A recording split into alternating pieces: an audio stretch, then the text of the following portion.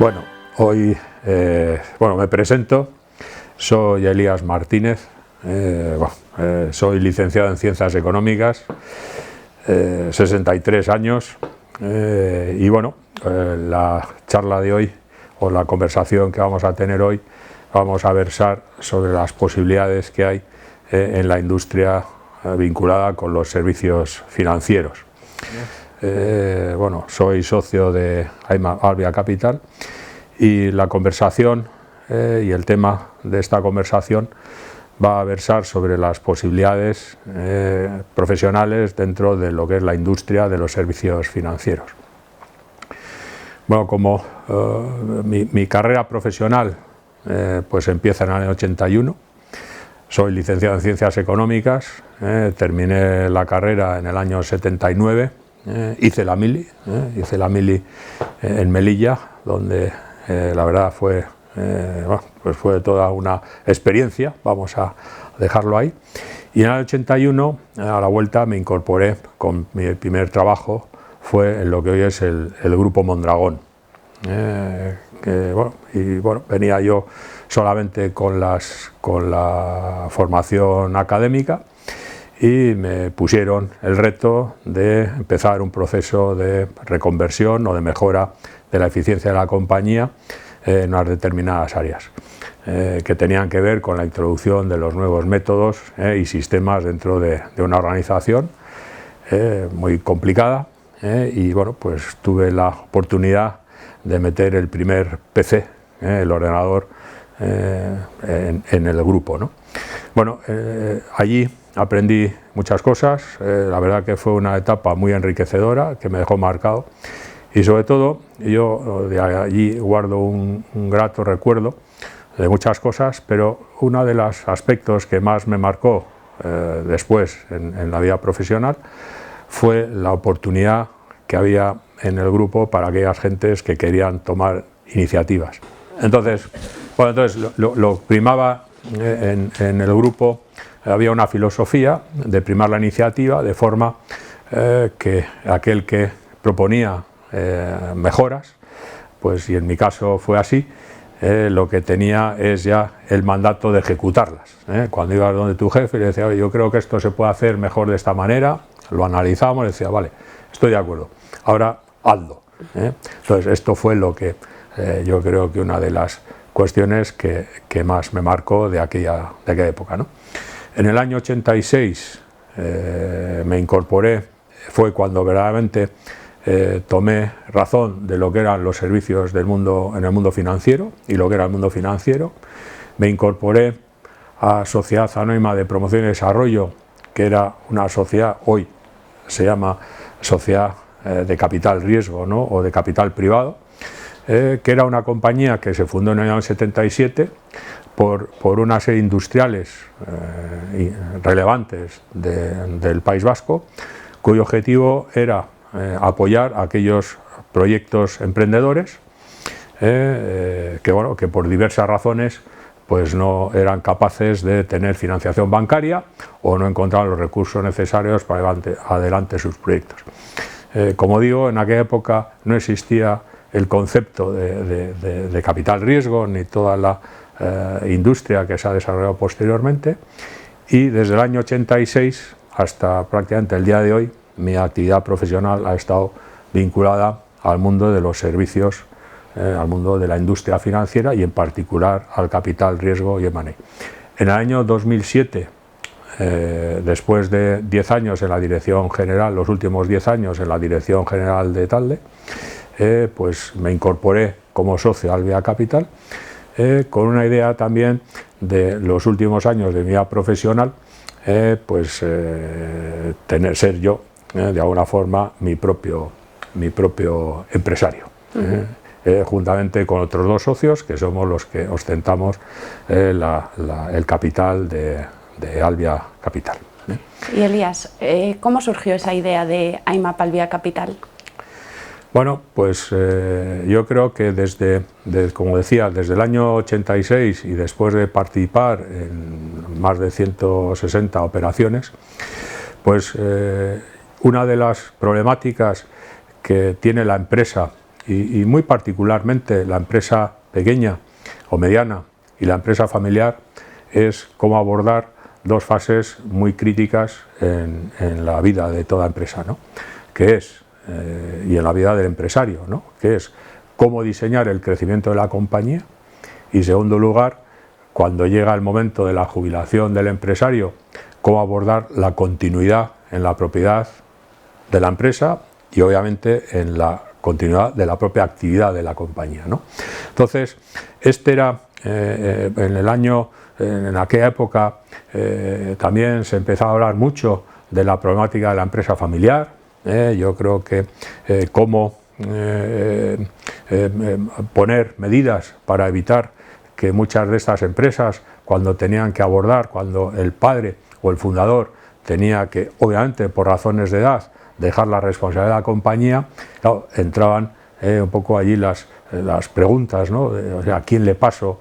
No de las acciones, que yo creo que esto es un tema que tiene una componente de propiedad, sino la responsabilidad, el liderazgo de esta compañía, ¿no? Entonces, bueno, y fruto de aquello, pues, y de aquellas ideas compartidas con mis otros dos socios, fue cuando se puso en marcha Albia, con la idea de asesorar a aquellos empresarios que estaban en esta situación, de cuál era la mejor decisión que podían tomar de cara a la continuidad de sus negocios por un lado, pero también es cierto de cara a cómo materializar toda la inversión de tu vida, todo el esfuerzo de tu vida, ese patrimonio que has creado, que a veces lo tienes en acciones, pero no lo tienes, cómo de alguna forma poner eso en valor y dando continuidad a tu compañía y abordando también la responsabilidad que tienes con respecto a todos aquellos empleados y todos aquellos colaboradores que has tenido a lo largo de tu vida profesional. Entonces, y ahí surgió un poco la idea, la falta de, yo creo que las grandes empresas en sus procesos de búsqueda de socios o en sus procesos de venta contaban con importantes asesores y grandes corporaciones asesorando en estos procesos, pero así el ámbito de la empresa mediana, el ámbito de la empresa pequeña, pues no tenía el acceso a estas grandes asesores y había una necesidad, a nuestra forma de entender, que no estaba cubierta o razonablemente cubierta en aquella época, ¿no?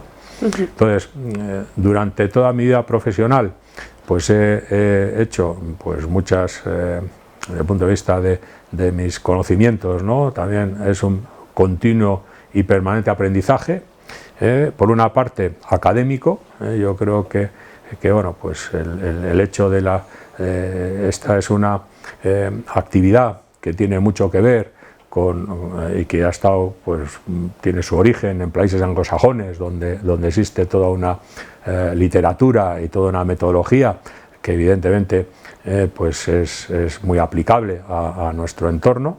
Y en segundo lugar, yo creo que es una cuestión de aprendizaje también en el día a día de cómo abordar todas y cada una de las situaciones en las que te encuentras en esta actividad, ¿no? En este sentido, por entender un poco mejor qué es el M&A, sí que me gustaría hablar sobre las distintas fases que se diferencian en un proceso de compraventa de empresa. Sí, podemos hablar un poco sobre el proceso. Yo creo que de esa manera podemos entender un poco más en el plano práctico a qué nos dedicamos los asesores de M&A. Muy bien. Bueno, dentro de lo que es el mundo de la industria, hay como dos campos que me gustaría un poco tocar y luego entramos en el mundo del asesoramiento, ¿no? Yo creo que, sobre todo si hablamos de gente joven que puede estar pensando en cómo orientar su vida profesional a través de los servicios financieros. Los servicios financieros están desde la banca hasta la venta de productos y de fondos de inversión. Yo, por mi experiencia profesional, yo tengo dos experiencias muy concretas en el mundo del capital riesgo o del private equity y en el mundo del M&A.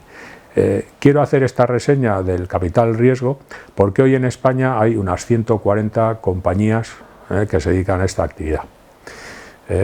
Cuando empecé yo en este mundo, hablo del año 86, éramos la primera empresa de capital privado. Se componía este sector de empresas de carácter público, que eran las sociedades de desarrollo regional, cuyo objetivo era invertir y desarrollar la industria. Estamos hablando en épocas, cuando empecé a trabajar en Mondragón, estábamos en crisis. En el año 86, cuando cambié de trabajo, seguíamos, pero otra crisis, ¿no? Entonces estaban las sociedades de desarrollo regional, que eran dependientes del Instituto Nacional de Industria, o sea, lo que es hoy la SEPI, y cuyo objetivo era desarrollar precisamente y apoyar proyectos emprendedores. Y no existía nada más, ¿eh? Entonces, hoy en día esto es una industria donde bueno, que está además, existe lo que es la asociación, que todo el mundo que tenga interés en conocerlo puede ahí tener documentación para ello, y bueno, hoy hay un núcleo, y uno de los problemas que había en aquella época era desarrollar los profesionales para desarrollar aquella industria, ¿no?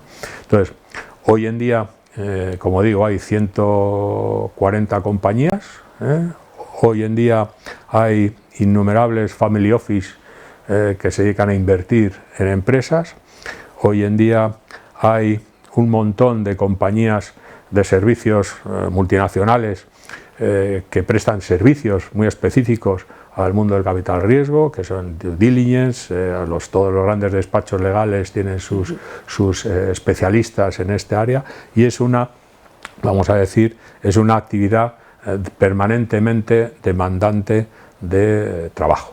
Entonces, el mundo del M&A, yo creo que pues también va vinculado a ello, y el mundo del M&A pues yo creo que no está regulado, obviamente. Somos una compañía de servicios y cuyo objetivo principal, como comentaba, es ayudar a los empresarios a la búsqueda bueno, cuando alguien decide vender su compañía por distintas razones de vitalidad o que simplemente considera que ha llegado el momento de poner en valor su participación, o bien también existe la contraparte de que hoy pues hay grupos muy importantes que lo que quieren es ganar tamaño, y hoy en general las empresas también son demandantes de oportunidades de adquisiciones de compañías y de búsqueda de oportunidades de inversión, bien para crecer como inversión estratégica, o bien para bueno, pues invertir y tener una rentabilidad, ¿no? Entonces, ¿cómo se estructura una operación en el ámbito, una operación corporativa, ¿no?, en el ámbito de los servicios que hacemos en Albia, ¿no? Entonces, hombre, primero lo que el cliente tiene que tener una necesidad, es decir, una decisión de comprar o de vender una compañía no es una decisión sencilla. Nosotros lo que estamos es trabajando en el ámbito de las empresas de tamaño mediano, donde, bueno, pues yo creo que las decisiones pues son más complejas, porque de alguna manera los recursos también son más limitados, y ahí es donde bueno, pues los miedos a hacer cosas distintas están. Pero forman parte, hoy todo lo que son las operaciones corporativas forman parte de lo que es las estrategias de la compañía, ¿no? Entonces, un poco nuestra primera función cuando alguien nos viene y nos cuenta pues que está pensando en qué hacer con su compañía porque sus hijos no le siguen o él piensa que no están capacitados para poder o no tienen el interés o no están con la suficiente capacitación para hacerse cargo de la responsabilidad de una empresa, que es un tema serio, ¿no?, que exige mucho compromiso, pues una vez lo que nosotros trabajamos con él es para que esta decisión que él va a tomar sea plenamente consciente y explicarle que es una decisión trascendente, o sea, que si vamos a abordar un proyecto de esta naturaleza vamos a hacerlas con todas las consecuencias, con lo cual tiene que haber un convencimiento claro en este sentido.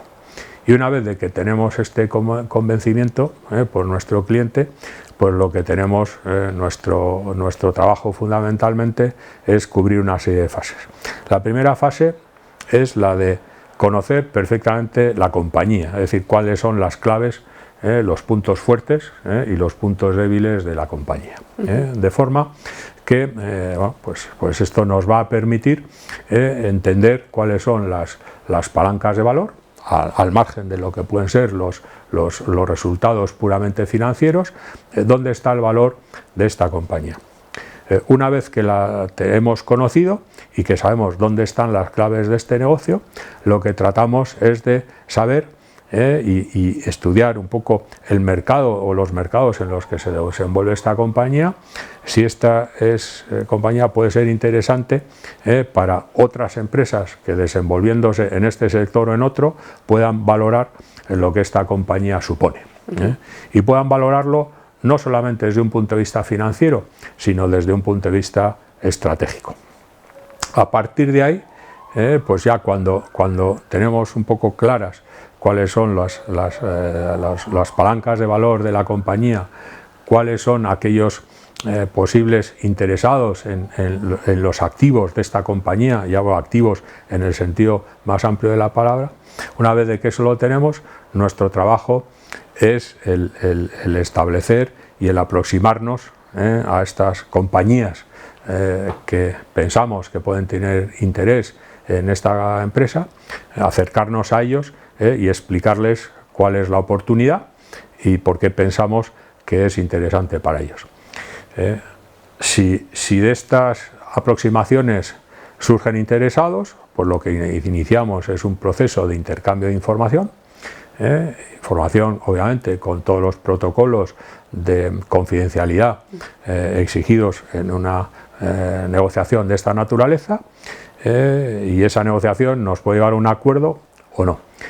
Si nos lleva a un acuerdo, pues entonces lo que hacemos es empezar con toda la parte protocolaria de estructurar un contrato de compraventa y un posible acuerdo de socios, que es el que regulará la convivencia entre el antiguo socio y los nuevos socios, o establecer unos mecanismos de transición para que esa propiedad y ese valor pues se pueda transferir al 100% del vendedor al potencial comprador.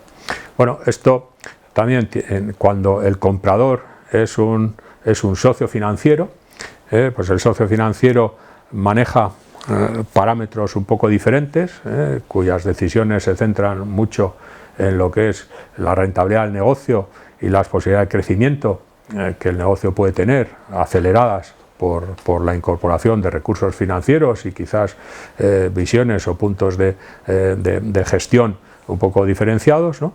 Bueno, y a partir de ahí, pues ellos ven que su rentabilidad o la rentabilidad esperable de esa inversión es suficiente para ellos, pues tomarán la decisión de adquirir la compañía, pero teniendo en cuenta que lo que buscan es la ejecución de un proyecto empresarial, y que ese proyecto empresarial sea viable y obviamente económicamente rentable para el socio inversor.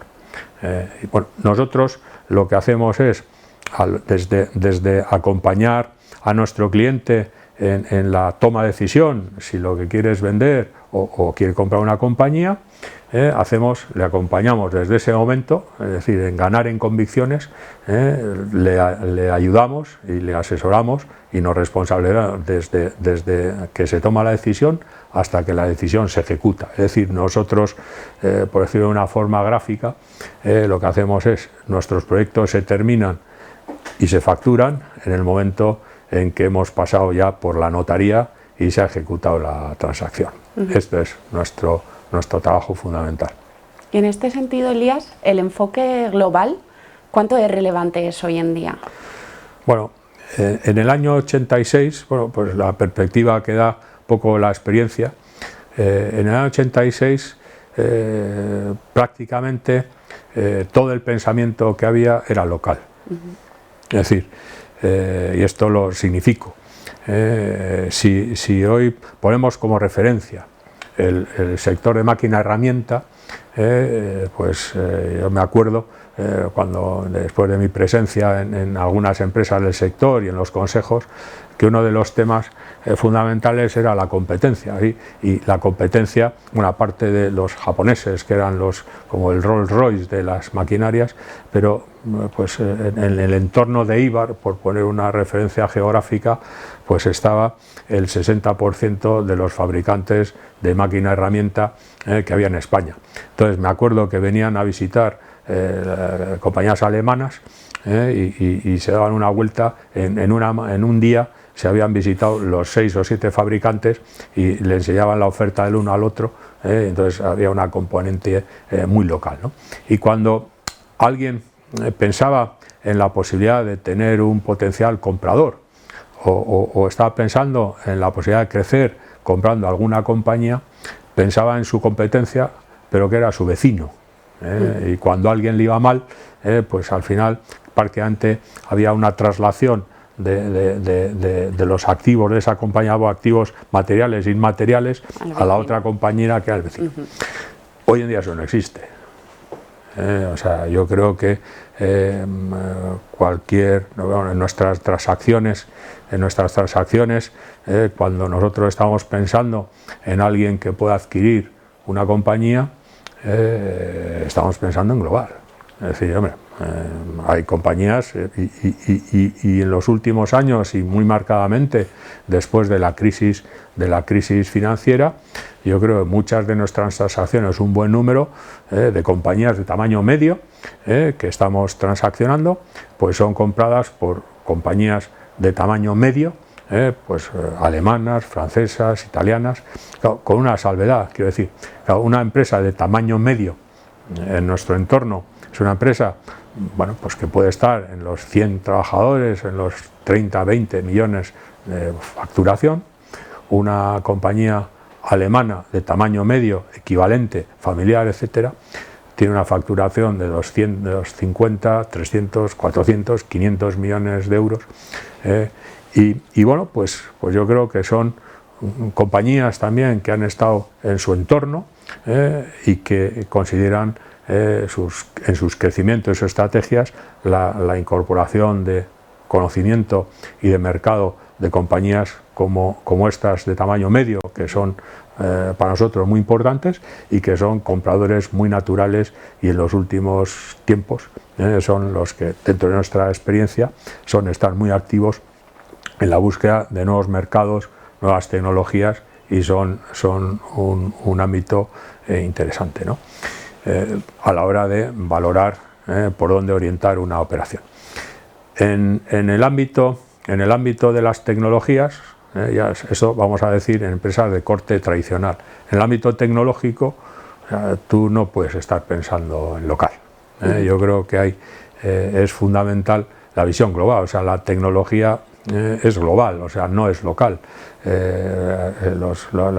Las industrias de la ciencia, las biociencias, ahora lo estamos observando, no es local, es global, ¿no?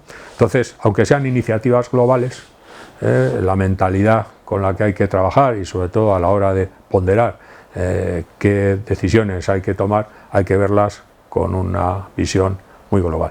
Bueno, de hecho, eso lo hemos aplicado en nuestros propios carnes, bueno, y Albia forma parte de una organización que es IMAP, con presencia en 50 países, donde con un núcleo de profesionales en torno a la actividad de M&A equivalente a la nuestra, de 500 personas que trabajan en el global de IMAP, es decir, y donde, bueno, pues también la gente joven pues tiene una carrera profesional, yo creo que muy interesante. Muy bien, pues quería preguntarte un poco sobre el furor que causa el M&A hoy en día. Semanalmente en IMAP Albia Capital recibimos currículums de candidatos que se quieren dedicar a esto. Entonces sí que me gustaría saber tu opinión acerca del porqué de este furor por el M&A. Hombre, yo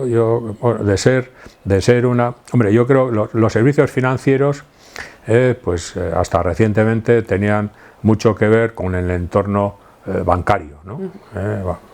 Yo creo que pues en la banca mueve mucha gente, y yo creo que eso está cambiando, ¿no? Entonces, hoy yo creo que ya en las propias universidades, claro, esto tiene que ver también con el mundo académico, ¿no? Hoy las propias universidades, pues yo creo que están viendo cómo hay nuevas profesiones, además creo yo también, pues desde un punto de vista profesional, muy atractivas por diversas razones, ¿no? Atractivas en cuanto que estás en un entorno, vamos a decir, avanzado técnicamente. Estás en un entorno pues muy anglosajón, lo cual pues tiene su glamour, ¿no? Estás, como decíamos, en un entorno donde, bueno, yo creo que los profesionales de Money, pues, o de vinculados con este tipo de servicios, desde las compañías especialistas en realizar trabajos de asesoramiento a todo lo que son operaciones, pues son son trabajos y son actividades con un desarrollo profesional intenso en cuanto a lo que es su capacidad de ver cosas nuevas y de retos permanentes, y por otra parte es un trabajo pues bien remunerado, ¿no? Donde también es cierto que en la base pues hay mucha gente, ¿no?, que entra en fases iniciales y como vamos a decir, bueno, pues aprendiendo el oficio, ¿no?, por decirlo de alguna forma, y luego evidentemente pues llegar hasta arriba pues es un trabajo, por otra parte, también muy exigente, ¿no? Pero bueno, yo creo que hay también, esto está influenciado por la demanda. Yo creo que tanto proveniente de los inversores financieros, de Family Office, está propiciado también por las propias, yo creo, actividad académica, en cuanto a que, bueno, pues forman parte, ya esto por lo menos en algunas charlas que he tenido ocasión de dar en distintas universidades, en cursos, toda esta problemática de la sucesión de la empresa, toda esta problemática de qué es el capital riesgo, qué es todos los servicios que lleva toda esta industria aparejada. Yo creo que esto está despertando, o ha despertado ya hace tiempo, el interés, bueno, no hace mucho tiempo, el interés de la gente joven, ¿no? Y bueno, pues yo también pues creo que es una oportunidad de trabajar en unos servicios que bueno, pues te enriquecen desde el punto de vista profesional. ¿Y qué cualidades destacas de un profesional de Money? ¿Qué es necesario desarrollar? ¿Cuáles son las formaciones típicas de la gente que se dedica a esto? Bueno, yo primero, o sea, para dedicarte a este tipo de actividades, y no solamente el M&A, sino lo que es el capital riesgo, lo que es bueno, pues lo que son los servicios que prestan las compañías de auditoría, los despachos de abogados, etcétera, etcétera, que tienen este área como una especialidad. Primero necesitas una titulación, es decir, o sea, necesitas una titulación que, bueno, lo que te da es unas determinadas capacidades, ¿no? Bueno, esto nosotros pues tenemos en nuestro entorno, tenemos desde ingenieros, tenemos a gente que viene del mundo de letras, pero tienen que tener una sólida formación financiera de base. Es decir, o sea, no es factible dedicarte a esto si no manejas los conceptos financieros, y tienen que ser sólidamente afianzados. Es decir, nosotros, eso es clave. Segundo lugar, obviamente antes comentábamos el tema de la visión global. Es fundamental el manejo de idiomas. Es decir, o sea, aquí cuando nosotros estamos trabajando, pues o sea, estamos trabajando con alemanes, estamos trabajando con franceses, estamos trabajando con chinos, estamos trabajando con gente de Marruecos, y el uso de idioma es fundamental, ¿no?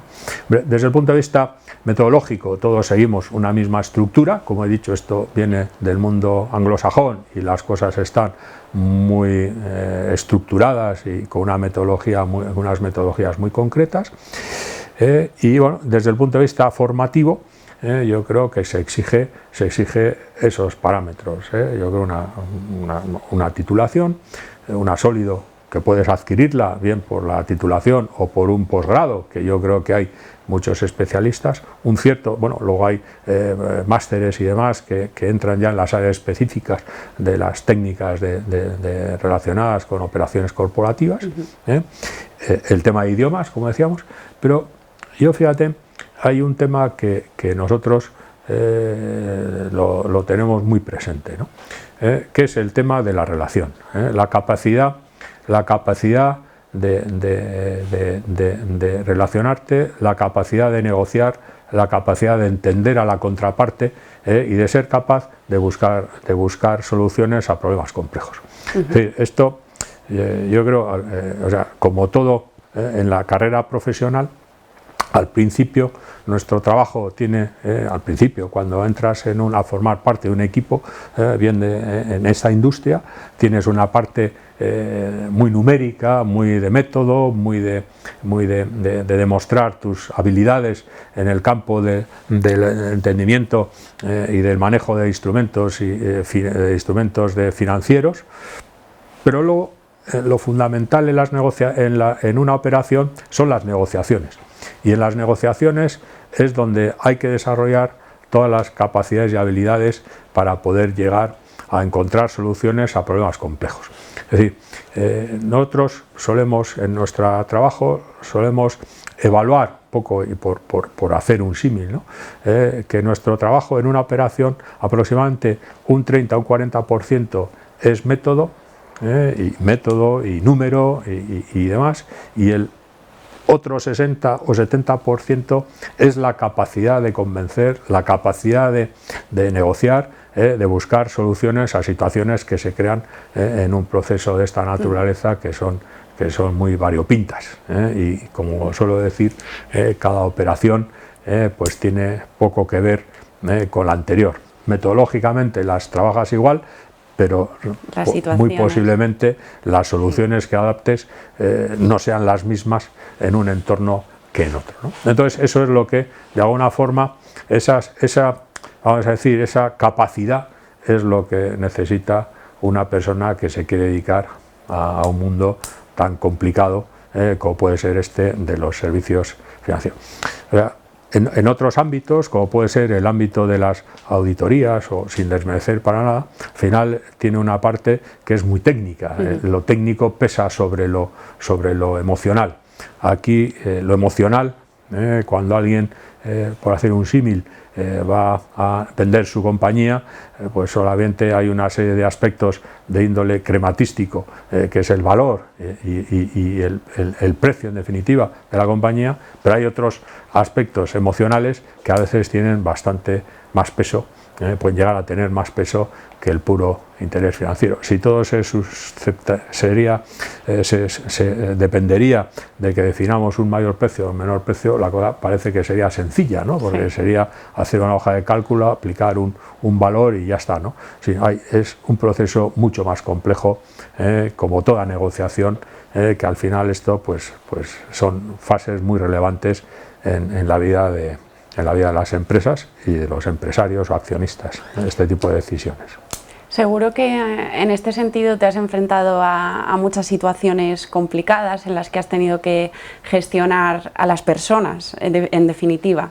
Y no sé si tienes algún ejemplo para que entendamos un poco qué es lo que tenemos que saber hacer los que nos queremos dedicar a esto y qué tipo de situaciones nos podemos encontrar a la hora de intentar cerrar una operación de M&A, en lo que se refiere a situaciones de manejo de personas y de sus expectativas, o de situaciones curiosas que te hayas encontrado.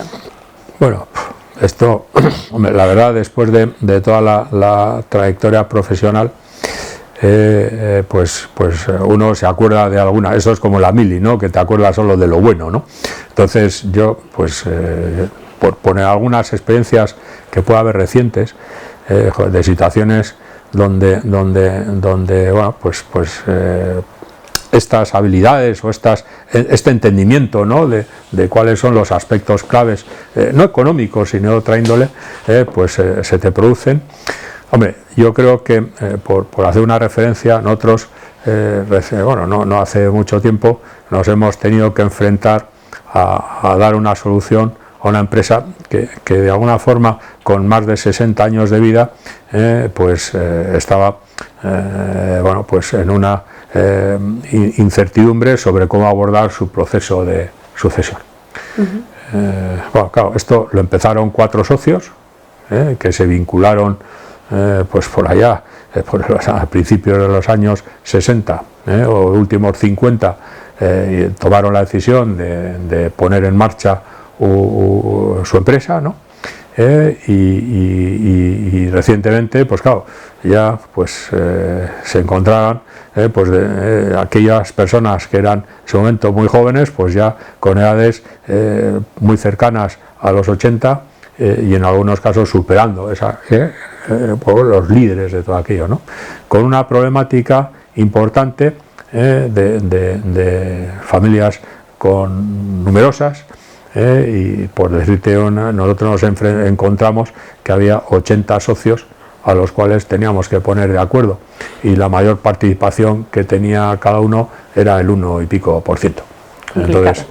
Entonces cómo alinear los intereses de toda aquella gente, que por otra parte, bueno, pues aquella fue una experiencia cuando, después de mucho esfuerzo, pues tuvimos la fortuna de encontrar un comprador. Por cierto, era compañía familiar alemana de su misma actividad, pero como decíamos antes, de un tamaño medio, pero un tamaño medio alemán, que quería entrar en el sur de Europa. Entonces, bueno, y aquello fue una negociación, bueno, pues que tuvo su complejidad, pero bueno, desde la perspectiva del encaje estratégico, pues bueno, fue un éxito, ¿no? ¿Dónde tuvimos nosotros particulares dificultades? Pues obviamente el socio alemán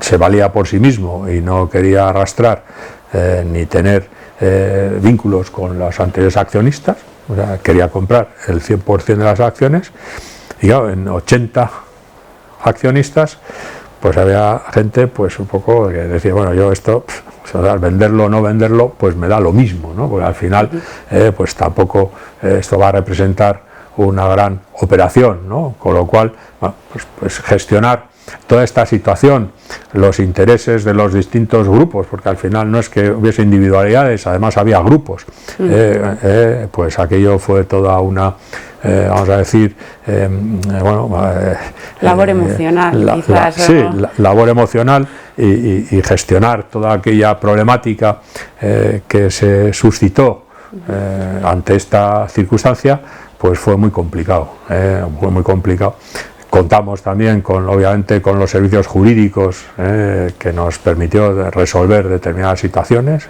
y bueno, pues aquello, la verdad que nos generó pues mucho, casi nos costó más resolver el problema interno nuestro que el resto de la operación, ¿no? Entonces, ese tipo de circunstancias son lo que aprenden. Pero en otras compañías esa misma situación se nos presenta, pero la solución es distinta. Es decir, sí, lo que tenemos que estar es permanentemente entendiendo bien a nuestro cliente y entendiendo las circunstancias, pues poniéndonos también en el lado. Un ejercicio que hacemos con frecuencia es ponernos en el lado de la mesa. Tenemos la capacidad, porque como solemos estar en el lado comprador también y en el lado vendedor, pues lo que hacemos es procurar trabajar siempre desde la visión, desde los dos ángulos de visión, de forma que, bueno, pues eso te da una cierta capacidad para poder encontrar soluciones. Muy bien. Bueno, y volviendo un poco a temas de actualidad, sí que tengo curiosidad por saber cuál es el impacto de la aparición de nuevas tecnologías en las transacciones corporativas. Bueno, yo creo que todo el mundo, el ámbito como decía antes, estamos en un mundo donde se está acelerando la introducción de tecnologías. Bueno, yo creo que lo que son las biociencias con todo esto del COVID, bueno, pues no hay, esto estamos en boca de todo, la pandemia, no pandemia, las vacunas, no vacunas, los servicios. O sea, fijaros, o sea, el problema ya no es la vacuna, que lo es, sino ahora cómo llevamos la vacuna a 80 grados bajo cero, ¿no? Cómo se hace la logística de todo esto, ¿no? O sea, entonces, bueno, yo creo que son problemas globales y que yo creo que en el futuro estamos hablando otro campo también que está en un proceso de evolución enorme y rapidísimo, ¿no? Pues es el mundo de la banca, las fintech, ¿no? Es decir, el otro día leía el banco, el BBVA ha invertido 1.500 millones en fintech en los últimos tiempos. El negocio bancario ha cambiado. O sea, ya las oficinas, ya todo el mundo, ya esto y cómo se adapta un banco a esto, pues aplicando tecnologías. Entonces se está buscando permanentemente nuevas empresas, nuevas ideas, y esos están aquí, están en Nueva York, o están en Madrid, o están en Tokio, o en Sudáfrica. O sea, esto es así, ¿no? Entonces yo creo que esto es una oportunidad. Yo creo que todo en el ámbito transaccional, todo lo que es el entendimiento de dónde están las oportunidades, el financiar a las compañías de base tecnológica, el acompañarlas en sus distintas fases de desarrollo, yo creo que va a afectar y está afectando de manera muy notable a lo que es la actividad a la actividad del capital riesgo, obviamente a la actividad de money, donde bueno, pues hay un enorme movimiento transaccional entre compañías. Es cierto que están desde las muy pequeñas, pero hay todo un ecosistema de instrumentos de financiación y de operadores en los distintos segmentos para atender las distintas fases de la vida de una empresa tecnológica, y ahí se abren un montón de oportunidades que yo creo que para todas aquellas personas o gente joven que quiera incorporarse a este mundo de los servicios financieros, se abren un montón de oportunidades y hay una demanda permanente de gente con conocimiento en esta materia, ¿no? Bueno, y hablando de oportunidades, ya las hemos comentado, para todos aquellos jóvenes que se quieran dedicar al M&A o bueno, capital riesgo, venture capital, lo que estábamos comentando, ¿cuáles son los retos a los que los jóvenes que se están formando se enfrentan? Hombre, yo te diría, primero, o sea, el ámbito financiero, pues yo creo que es muy exigente. Es decir, yo creo que el conocimiento, el tener los conocimientos financieros plenamente consolidados es fundamental. Y esto se adquiere, bueno, pues por un lado, pues con un enfoque académico, y por otro lado también con un enfoque, desde un enfoque también de posgrado, etcétera, etcétera, ¿no? Yo creo que esto es importante. Yo creo que también a las personas que piensan o que están con idea de que este mundo es atractivo, yo les diría una cosa, y esto quizás también es un ámbito en el que nosotros que estamos pues en este ámbito demandamos de las personas que quieren trabajar en esto, es cierta curiosidad. ¿Y a qué hablo de curiosidad? O sea, a entender las cosas, o sea, curiosidad por aprender. O sea, ¿cómo funciona esta compañía? ¿Por qué funciona así? Que se pregunten cosas, es decir, ¿por qué esta compañía son buenos en esto y aquellos son buenos en lo otro? O sea, yo creo que uno de los temas que nosotros demandamos no solamente es esa sólida preparación, que se adquiere, que estudias y la adquieres y tal, sino luego tener esa, vamos a decir, si yo lo consigo explicar, esa viveza o ese interés por entender las cosas. Es decir, este negocio, el mundo del capital riesgo, los servicios financieros, te da una oportunidad que te darán otras pocas actividades, muy pocas actividades, ¿no? Por ejemplo, que es conocer un sinfín de actividades y de empresas distintas. Sí. Entonces, uno de los factores fundamentales que nosotros le pedimos es la capacidad, el interés por aprender por dónde está el valor de esta compañía, por qué esta compañía ha llegado donde ha llegado, cuáles son en qué se ha apoyado, en qué son buenos, en qué son mejorables. ¿Por qué? Porque si nosotros en nuestra actividad, nosotros al final somos vendedores de compañías o compradores de compañías. Es decir, si nosotros sabemos dónde están las claves de esa empresa, por qué son buenos en esto, dónde está el valor en definitiva, y somos los que lo vamos a vender, le vamos a poner emoción. Al final haces tuyo el proyecto de alguna manera. Lo hacemos nosotros, dominamos la materia. Si yo no tengo curiosidad por aprender las cosas y me limito a entender muy bien sus conceptos financieros, sus ratios de liquidez, sus no sé qué, sus para aquí para allá, sus EBITDAs para aquí para allá. Entonces, al final, vender una compañía no es vender un balance, no es vender una cuenta de resultados. Vender una compañía es eso y muchas otras cosas más, ¿no? Que a veces, como decía al principio, el valor no está solamente en sus números financieros. Generalmente una buena compañía va acompañada de buenos números financieros, sino compañías con potencial, saber que a veces cuesta que ese potencial se refleje en sus estados financieros. Hay que saber entender y valorar justamente eso. Y entonces esta parte inmaterial es lo que nosotros le exigimos, ese interés por aprender, ese interés por entender cómo funcionan las cosas, cómo se ha conseguido llegar a donde es posible llegar más lejos. Es decir, eso es lo que nosotros demandamos. Entonces, esto es un pequeño reproche. Yo sí que pediría un poco a la gente joven que tengan esa ilusión, ese interés por saber un poco más. Es decir, o sea, no quedarte en lo superficial, sino intentar llegar más al fondo de las cosas, que es en nuestro trabajo. Al final lo que nosotros tenemos que vender no es una foto estática, no es un balance, sino que es una empresa que al final es algo dinámico y que, bueno, pues evidentemente tiene sus riesgos, pero es algo dinámico y es algo vivo, no es una foto determinada, ¿no? Entonces, este es yo creo que es uno de los factores que yo creo que trabajaría más a la hora de la gente que está pensando en dedicarse a esto, que trabaje más ese área. Muy bien, pues dicho esto y con este consejo que lanzamos a todos aquellos que se quieren dedicar a M&A o a los servicios financieros, sí que me gustaría un poco comentar pues la situación de pandemia que vivimos. Bueno, pues ¿cómo crees que ha afectado al mercado laboral y, bueno, pues en especial a este del M&A y servicios financieros? Un poco para aconsejar o darle un poco tu visión a la gente que se encuentra en búsqueda de empleo o que está decidiendo ahora mismo qué es lo que quiere estudiar o a qué se quiere dedicar. Bueno, yo creo que lo decía antes, yo empecé a trabajar en el 81 y estamos en crisis, y seguimos en crisis, ¿no? Entonces, diferentes crisis, pero al final, hombre, salvando el tema de la salud, que eso yo creo que es algo que bueno, pues esperemos que quede resuelto, yo creo que estos momentos son momentos también de oportunidades.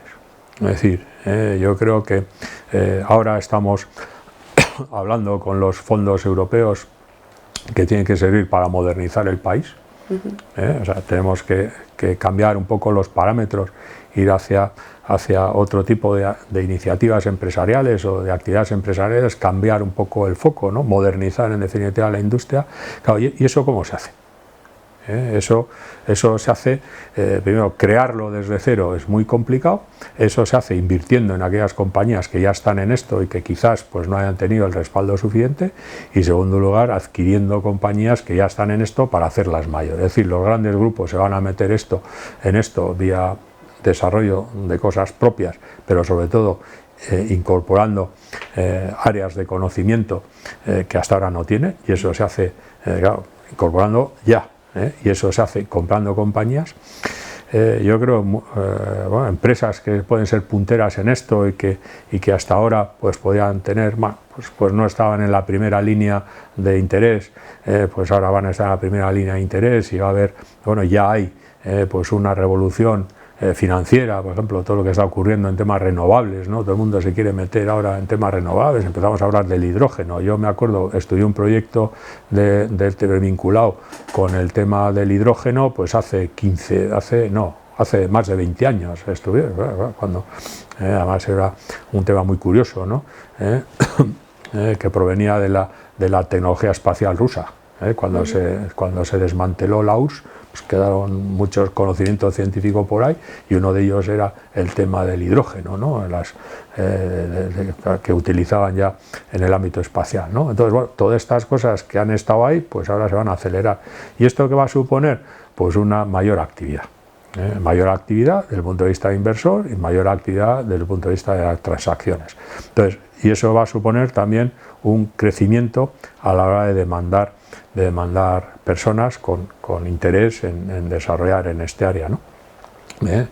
Y yo creo que puede ser para aquellas personas que cumplan con los requisitos de formación y con pues ese interés por aprender, ver cosas nuevas y bueno, esa visión un poco global, pues puede ser una buena oportunidad para decantarse por especializarse en servicios vinculados con la actividad de la empresa.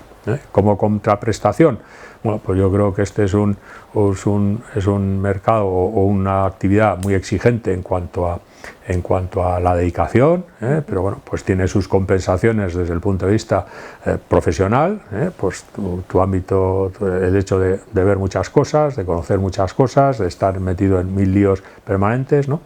Y bueno, pues también desde el punto de vista de desarrollo personal y profesional, bueno, pues son servicios que bueno, la carrera profesional es bien, si tienes éxito, pues es muy remunerada, bien remunerada. Pues muchas gracias por tu mensaje positivo, Elías.